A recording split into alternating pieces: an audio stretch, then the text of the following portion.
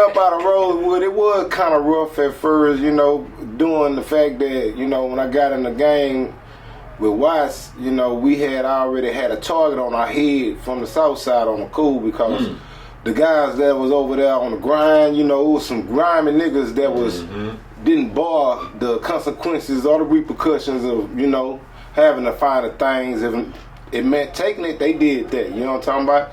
Some of my niggas, you know, I wasn't involved with all that, but you know, I was on the other end, on the music end. You know what I'm saying? But you know, it was all good though. You feel me? Well, even though they looked at us a certain way, and hey, but we just made music. That's what it was.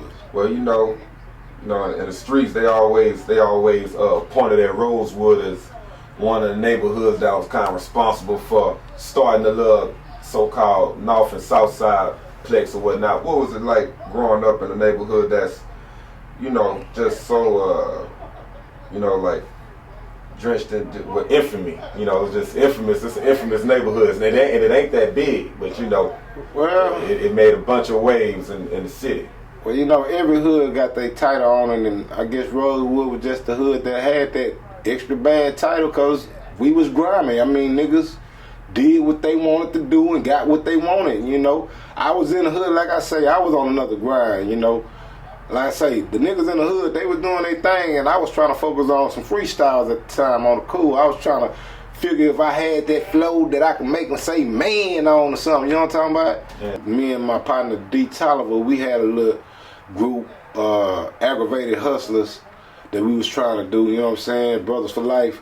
So we was doing a little group, and we came across a little manager, and the manager was linked in with Archie and his other partner, Chris. And his partner, Chris, was actually the manager's nephew, so that's how we linked up. They were like, man, I got some people I want you to meet, because they in the studio, they rocking and this and that, and you know, we was still in high school. I was like, man, whoever can make, I want to make music. I want to get down. Yo, I'll meet them.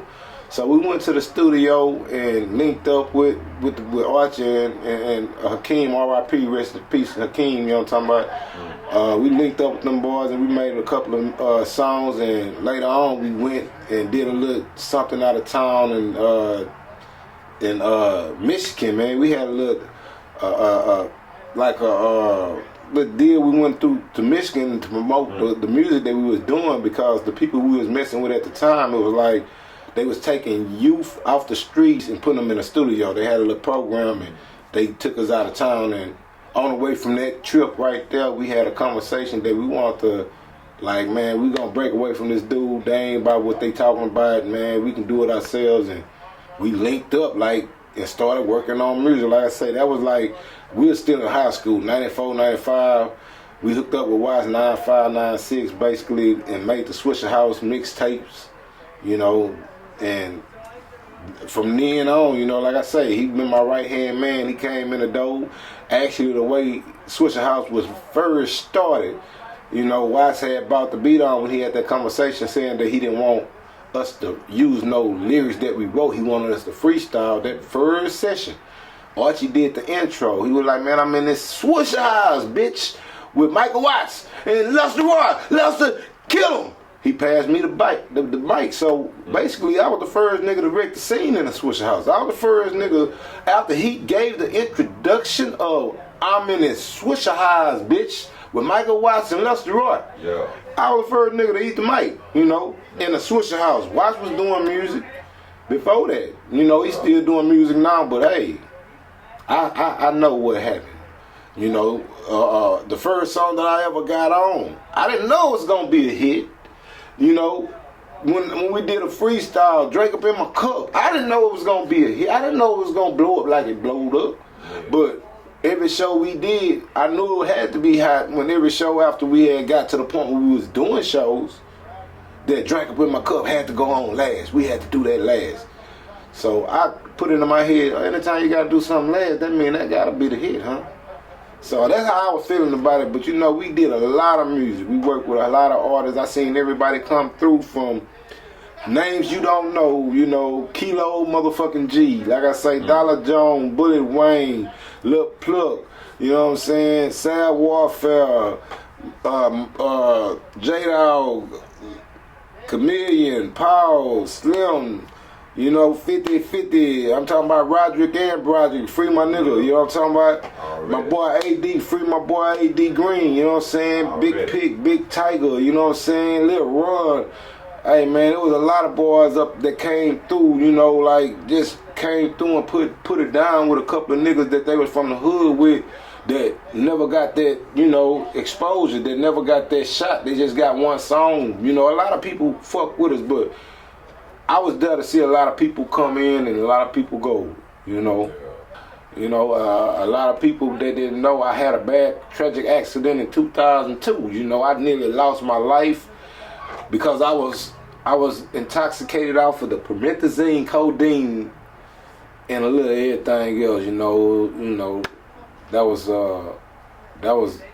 a bad time in my life. I had lost my brother in 9/8, and I was still trying to deal with it. And sometimes I feel like the drink was the only way to help me cope, because I went to sleep and, you know, I didn't have to deal with the reality of my brother lost. He's gone. You know, his soul is somewhere. It's not on this earth no more. But hey, but I kept pushing. You know, like I say, that was my biggest inspiration for me to keep doing music, because he seen something in me that I didn't see in myself.